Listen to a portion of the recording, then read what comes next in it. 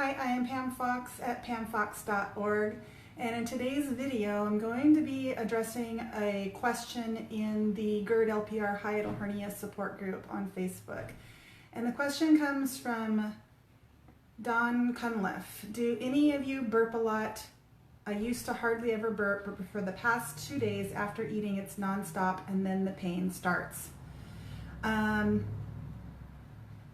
Anytime I get an opportunity to discuss this topic, I am happy to do so, because this was actually what I call chronic burping was what really pushed me to seek answers to my questions and to not give up on natural healing of my hiatal hernia back in the day. Because this belching, to a lot of people it sounds like it may not be that big of a deal, but for me it was nonstop, it was around the clock, it was inescapable, and it was maddening. It was just maddening. So I haven't forgotten what that was like. And like I said, while I know to some people it sounds like it might not be that big of a deal, I remember what this was like, and I remember that it could be just inescapable and maddening and just cause me to go to depths of desperation for relief from this condition. So what I'd like to do today is just try to explain the best way I know how as to why you're experiencing this belching, Dawn, with the hiatal hernia. It's really quite simple once you get a picture in your head and have it explained to you in a way that you can understand. So, basically, when you have a hiatal hernia, and so I'm talking about frequent belching as it relates to hiatal hernia. There are some other reasons we can have frequent belching, but a lot of the times the hiatal hernia is the reason why. So a lot of people have chronic belching and haven't even been diagnosed with a hiatal hernia. And oftentimes this is why they're having the belching. So basically, when you have a hiatal hernia, you have a portion of your stomach up here in the chest cavity, okay? And you have a portion of your stomach down here in the abdominal cavity. So it's kind of like if you think of an hourglass, right? Depending on the size of your hiatal hernia. So if you have a large hiatal hernia, you have a large portion of the stomach up here, and then maybe an equally large portion down below. Or if you have a small hiatal hernia, maybe just have a little bit up top and then a lot down below. Everyone is different in terms of the size, but what you need to understand is that you have a portion of your stomach in your chest cavity. Okay, that's number one. Number two is that you need to understand these high and low pressures that occur within the chest cavity, okay? And that's what I'm going to talk about next. And this is what you really need to understand, because this will explain why you're burping, and it will explain what you need to do in order to naturally reverse your condition of, naturally reverse these symptoms as a result of your condition.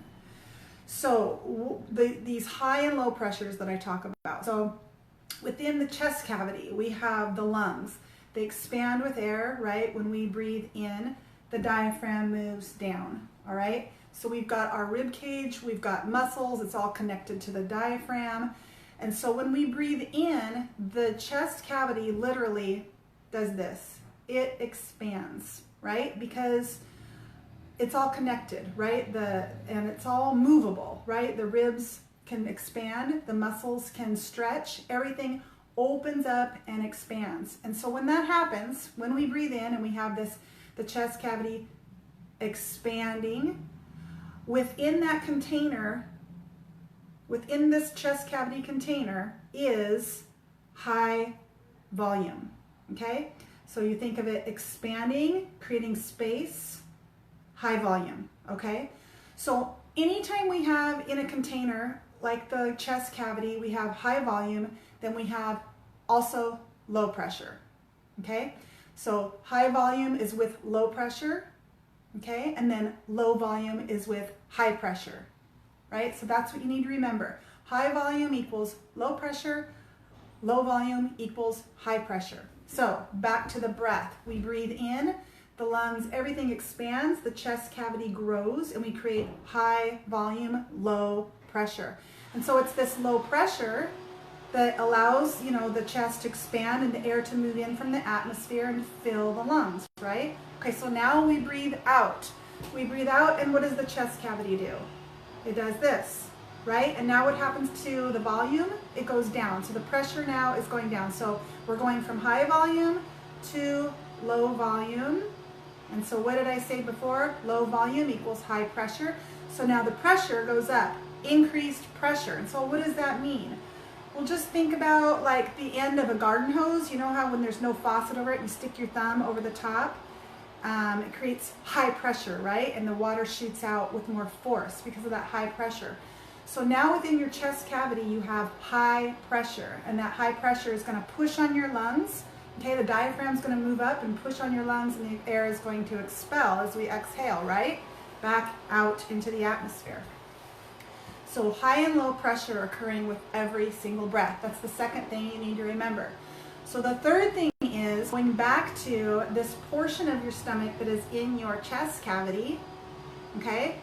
So now that portion of your stomach that's in your chest cavity, it doesn't belong there, right? It belongs down here under the diaphragm and the abdominal cavity. It doesn't belong up here.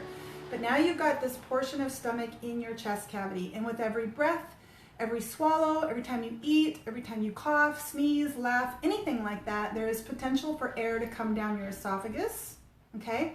The air when we breathe, yes, it comes down the windpipe and it fills the lungs, but the air can come down the esophagus as well, right? It's all coming from the atmosphere into the mouth and downward. And so air can go into the esophagus. And what's the esophagus job? Its motility is to move things what? Downward, right?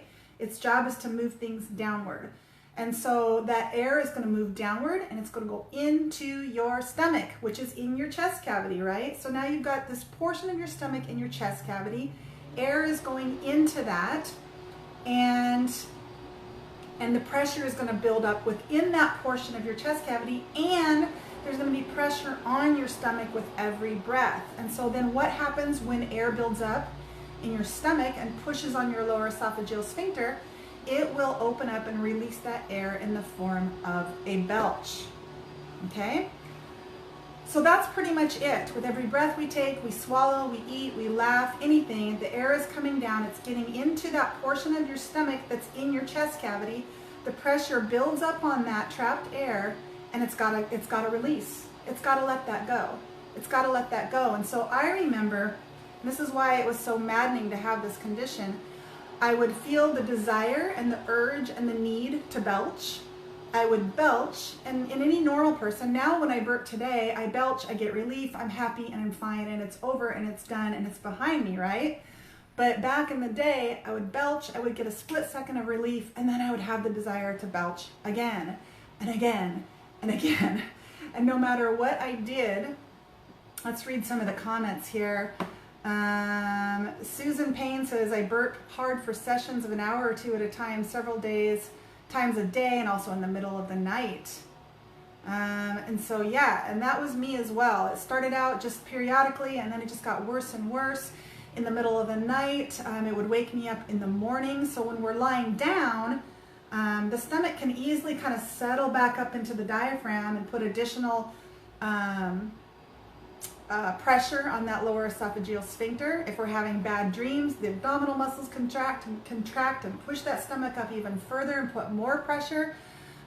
We swallow while we're sleeping, we breathe, and all of that can create buildup of air, again, in that portion of your stomach, and create belching, really anytime. I mean, for me, it was around the clock. Lori Lambert comments, yes, and sometimes accompanied by sickness, and that was my experience as well. Nausea all the time, and I think the two go hand in hand, again, because of all that pressure that's being put on that lower esophageal sphincter. If you think about it, the lower esophageal sphincter, where your esophagus meets your stomach, this valve right here, its job is to keep the contents in the stomach. The only time it's supposed to open is to release gas in the form of a belch, or to open up to release, like if you've been poisoned, if you have a virus, a bug, a food poisoning, alcohol poisoning, and so it's going to open up and allow you to vomit, right? And so if that sphincter is always irritated from pressure, that can occur from a number of things. That pressure can occur from a number of things. Then you're going to feel nauseous. You're going to feel that need, to vomit, because those signals are being sent that there's irritation there.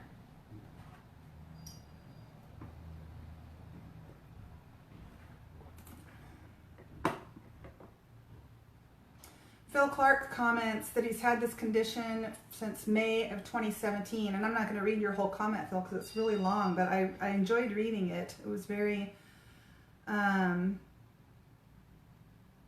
informational, but I'm just looking for, you basically, let's see.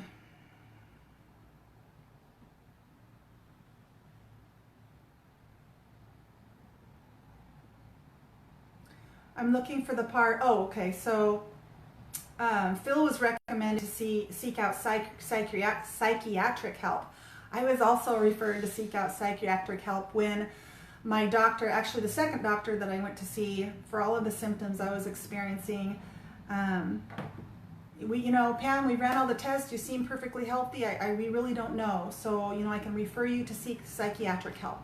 And I think that's what doctors do when they just they just don't know, they get to the end of their rope, they're really not sure, so they refer you to a psychiatrist.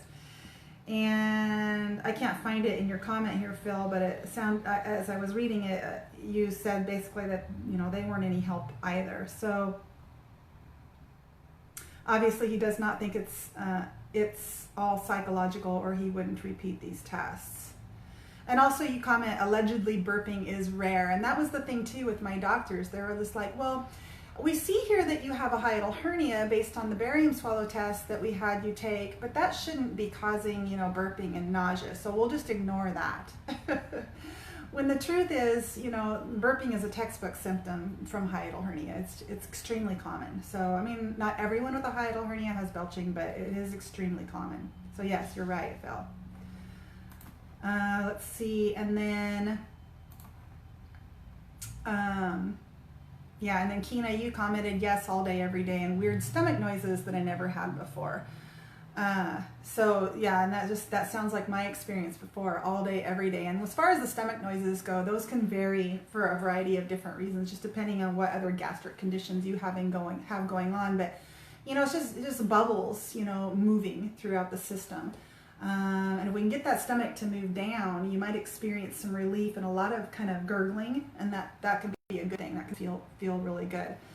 So at the end of the day, then if you're wanting to really get to the root of this and not just manage a symptom of belching with and that's, oh my gosh, I just would try every supplement, every drug, whether over the counter, natural, it didn't matter. I tried everything and nothing worked. And somebody else had mentioned that as well. Susan, you mentioned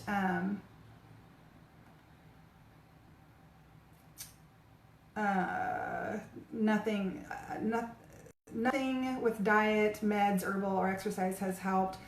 And then you mentioned apple cider vinegar has helped some people. And I think that's just because, the vinegar is one of those things that stimulates your body's production of digestive juices. Eating in general will stimulate that, but especially anything bitter or sour, like pickles or vinegar or kombucha, digestive bitters. These help stimulate your body's production of digestive fluids. And in the presence of those fluids, that esophageal sphincter is supposed to really clamp down tight, right? Because everything's talking to each other, and it's like the sphincter recognizes that there's now, acid being pumped into the stomach, and its job is to clamp down tight because it's got to keep that acid in there, right? It's acid, and it will burn. It will burn and destroy. It's got to stay in the stomach where, that stomach has a mucous membrane lining that protects the stomach. So its job is to keep that acid in the stomach.